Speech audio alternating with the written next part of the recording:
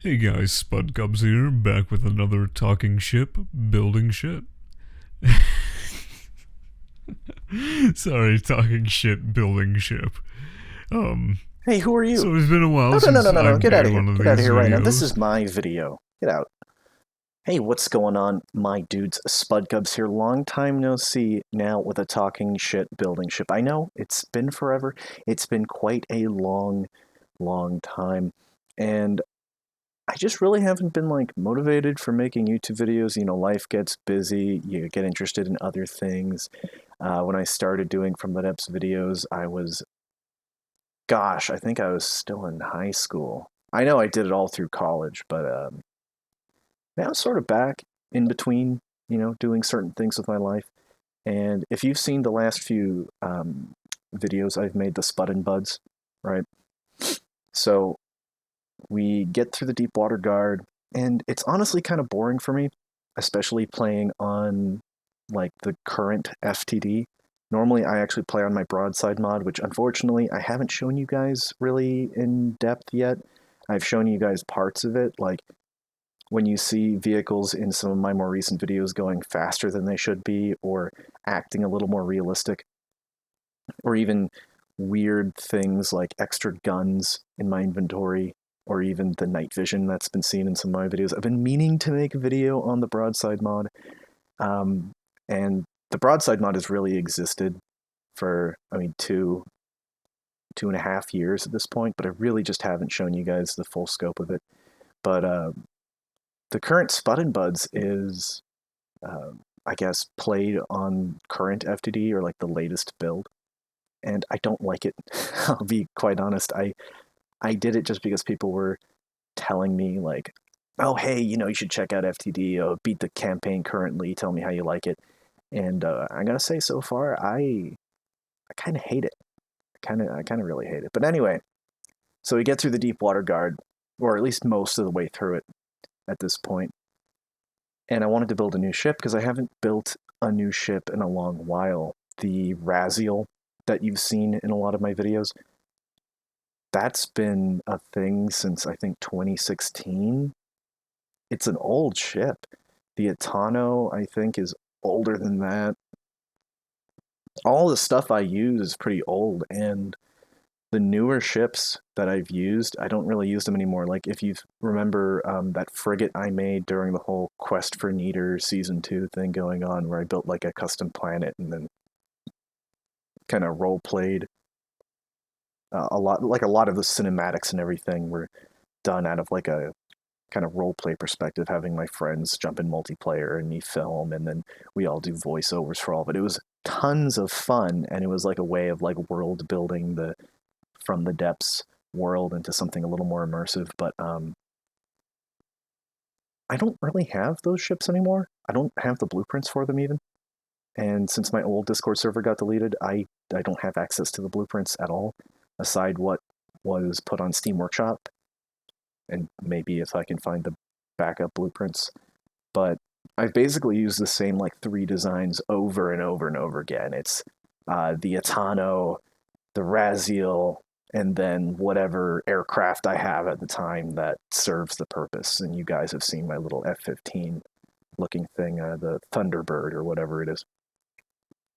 I'm kind of bored of all that. And I was bored of the campaign to begin with, but obviously playing with friends is a little more fun. And I'm kind of interested in doing adventure mode. But I have a really odd idea for adventure mode that I might never get to, so I thought I'd just tell you guys right now, and you feel free to try this and tell me how it goes. I want to build like basically an AC-130, and just like a armored flying plane with guns on one side and countermeasures everywhere and just flares going all over the place and big old cruise missiles and everything under the sun. And then if you need to collect resources, it'll just drop a resource collector out the back and load up on resources, and then it would just redock to the AC-130. Like, that sounds amazing to me. But so I got kind of bored with the same few designs I keep using over and over, and I don't really play FTD that much anymore. Surprise, surprise. So I built this, and it's basically a soft replica of the Arleigh Burke destroyers that the U.S. Navy uses. There are some big changes. I didn't try to go 100% replica on everything, but the length, the width, basically the hull is the same. The superstructure is pretty close. It's not exact because some of the concepts aren't really used, like ray domes or like the angled radar and Aegis system on Arleigh Burke destroyer. I also didn't put any like CWIS on there. All the little secondaries you're going to see are like anti-aircraft guns and anti-aircraft missile launchers. I didn't put any anti-missile systems. Although it would be really, really easy to add. You just put another, like a anti-missile weapon controller, which I think is the all-in-one weapon controller now, which kind of, I don't know, I feel like a boomer when it comes to FTD. I kind of don't know anything about the here and now, you know? Kind of just, I stick to my guns, sort of. And the few times I have been playing FTD, like I said, I play on Broadside Mod, which is in game version 2.7.4.9. So it's quite a ways back, because we're in like, what, version 3.6 or something like that. But Broadside Mod is basically in that version because it was like the last good version where they didn't remove ammo regen and didn't have this commodity system or whatever. And I think it's like a strong point to start in modding the game. And I could talk about Broadside a little later, but this ship, my God, my guys, this ship. Okay, so imagine Arleigh Burke destroyer, right? It's sleek, it's fast, it's not small, but not big. It's just big enough to really take on whatever you need to do, an all-around workhorse kind of ship. You can modify it to do just about anything you want. And so instead of the standard like 5-inch gun on the front, I just added a railgun. I forget what caliber. It's probably 120. I think it's a 120. So I added a railgun to it. A lot of extra empty space in this ship as well. And in the build video you're seeing right now, I did cut out a really big chunk of footage. And the chunks of footage I cut out were me building the actual gun and the missiles. Because when I build weapons, I go back and I test them and I modify one little piece of the shell or one little piece of the missile, and I go back and I modify, go back and I modify, go back. And so in full length, if I kept all the footage, the time-lapse part of this video would have taken maybe an hour, and now it's like 15 minutes. So really most of the building here was like fiddling with guns. And the railgun's not too great. I mean, for a ship of this size, it's effective.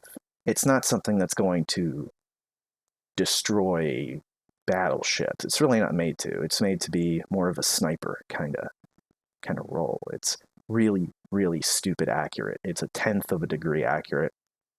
2,000 meters per second, and if the batteries are blown and there's no more rail charge, I think the shell still goes like 1,000 meters per second. So I'd say it's pretty all right. Secondary payload of missiles, and then on the tertiary, it's got tons of anti-aircraft elements to it. Tons and tons of little guns all over and missile launchers you'll see in a bit. And of course, because it's an Arleigh Burke, I put a little helipad on the back. Nothing really else you could put on the back, since you need to lessen the weight on the back because of the propeller cutout. And I built a steam engine. And for those of you who know me, that's weird, because I don't do that. I don't build steam engines. This is, I think, the very first steam engine I actually built, like full-size steam engine for a ship. And I started converting some of my other ships to full-size steam engines. I think I converted the Raziel. I started building some new ships, like a full-sized fleet supply ship that's not finished.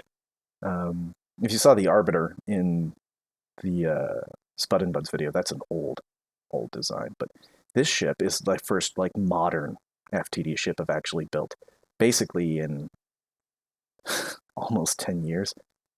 It's been, what, 6 years? Oh, Jesus Christ. It's the first actual ship I've built and kept in like 6 years, besides like the frigate I built. And here's the insides. I did that little cutout. If you don't know how to do the cutout, it's you go into build mode on a ship and hit the end key on your keyboard.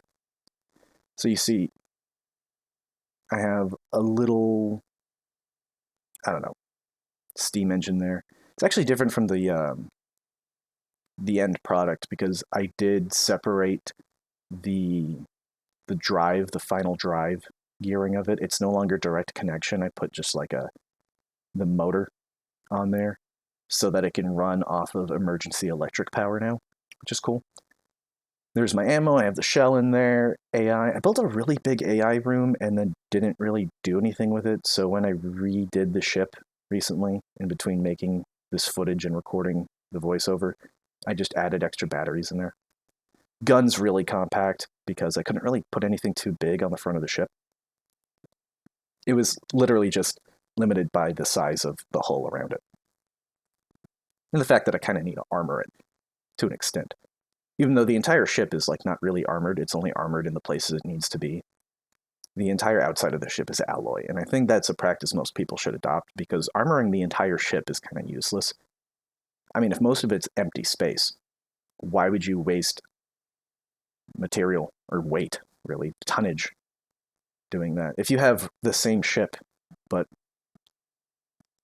you compress the armor into just armoring around the components rather than the entire ship, you'd have the same ship that costs less and then would weigh less. So it can, one, float higher, which means it has less drag in the water and it would go faster. But two, it would weigh less, so it would also kind of go faster. But when I said this railgun's kind of a sniper, I really meant it. This is it with what you'll see in the upcoming Spud and Buds episodes. It's loaded with a hollow point round, 3 stabilizer fins, and then just like a ton of railgun casings and some gunpowder in the back. I played with this shell for hours trying to find exactly what I wanted, and for some reason, hollow point head with 3 fins and nothing else worked the best for me. It does about 2,000 damage a hit. It's really good, and I ended up making it like a sabot penetrator later on, but in the Spud and Buds episodes, it's using the hollow point head. And this is me just showing you guys the AA. I don't know if you can see the tracers too well. I turned it to like twilight time, evening time, so you can see the little red tracers a little better. It's okay if you don't. You can see all the guns all over the damn thing. It is loaded with little anti-aircraft guns. Not that they're like super effective, but if like a squirrel or a duster or like some steel striders plane gets up close, it'll get wrecked. And it's funny, I know the Deepwater Guard's like the trashiest faction in the game, but I just have a habit of testing against them for whatever reason. I guess it's just like the Marauder test. I'm not fighting an actual formidable force. I'm testing against a Marauder, which is supposed to be like a riverboat with a cannon on the front. It is like the most useless design, but I guess it's from the depth tradition, right? Marauder, flying squirrel. There you go. That's all you need to fight. That's all you need. That's all there is. That's the entire game. Marauders and squirrels. Someone should just make a campaign that's just variations of Marauders and squirrels. That would be fun to play. It doesn't even matter if it's like a functional campaign. Just fight Marauders and squirrels. Flying Marauders. Submarine squirrels. Oh my god. Submarine squirrels. That actually sounds devastating. I think I was going to say the Swiss Striders, the Steel Striders, used to have what's called the tadpole. And it was a submarine that was all of about 8 blocks in total. And it was actually quite deadly. So here's the railgun sabot round.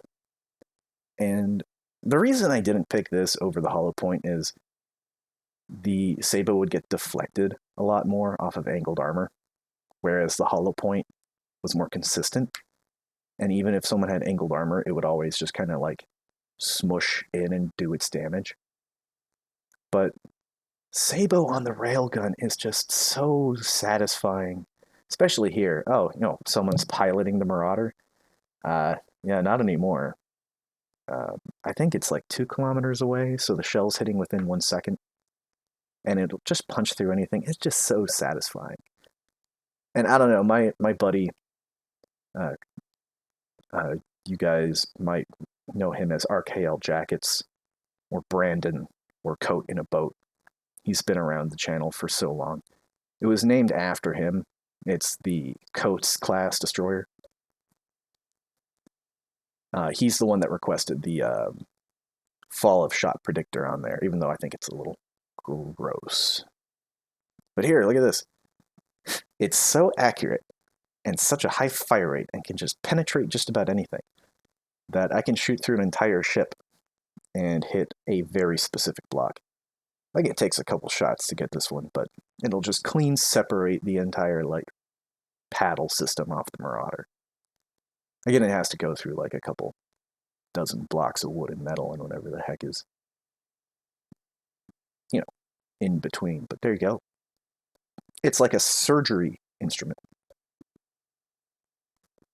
It's a scalpel. You can see the little red lines there, little red tracers. Those are the AA guns, and they fire quite quickly, and they're not in the hull. They're just on the deck, and it's like 3 auto-loaders or something on a 30 mil, I think it is. Really minimal gun, really small, and I don't think I have any coolers on it. I think it's just a gauge increaser, 6 barrels. So you don't need any cooling because you have the multiple barrels that are cooling off, even though they get like a little debuff from that. But I'm sure if you switched these AA guns and the missile launchers to like anti-missile, this thing would be impregnable to missiles. Although some of the designs in FTD that fire missiles don't fire 1 or 2 big missiles. They fire, oh, hello Discord,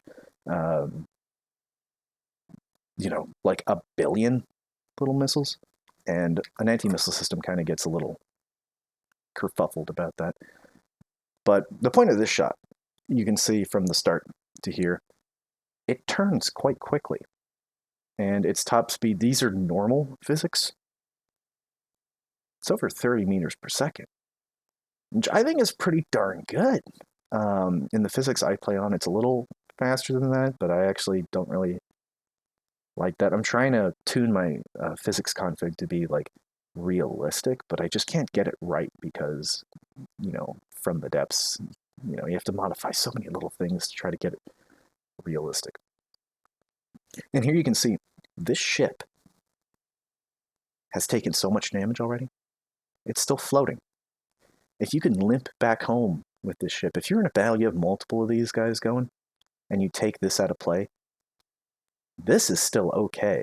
I mean, I think the engine's broken at this point, which after this combat test is why I made it able to run on emergency power, so that if the steam engine gets knocked out, it can still move. But it's taken like 20, maybe 40% damage, I don't remember. That thing is dead, but it's not dead, is the funny bit. I don't know. I think this ship is really useful. It's got a rail gun. It's not super expensive because it's not loaded. You know, the missiles probably up the price quite a bit, but it's not like super heavily armored. It's made to be like a mid-sized, all-round design. Put it somewhere, defending its aircraft. Maybe if you have a few of them, you can fight some godlies. I don't know. Maybe someone will make a campaign that's actually fun to play at some point. I've been trying to make one, I just don't have, like, the designs available. I mean, some people have submitted designs, but it's like, I need a lot more, you know? I'm kind of going for more of a realism thing. Plus, the designs have to fit within the broadside mod, which eliminates a lot of blocks and adds some new ones, and it's kind of odd and janky to try to, like, take every individual design that was made for the base game and convert it. I'd rather just have people make designs for the map or convert it themselves. That'd be fine. Doesn't take a lot. I just did some things people wouldn't like cram cannons don't exist, particle cannons. Lasers are still a thing. Missiles and advanced cannons still a thing. I redid the whole build menu. It looks beautiful. Uses the old From the Depths user interface. It's great. I like it. It's like nostalgia bait for me. But anyway, guys, that's the Coats class, and I hope you enjoyed. Stay tuned for some Spud and Buds, and if you can do me one favor before you leave the video, have a buoyant day.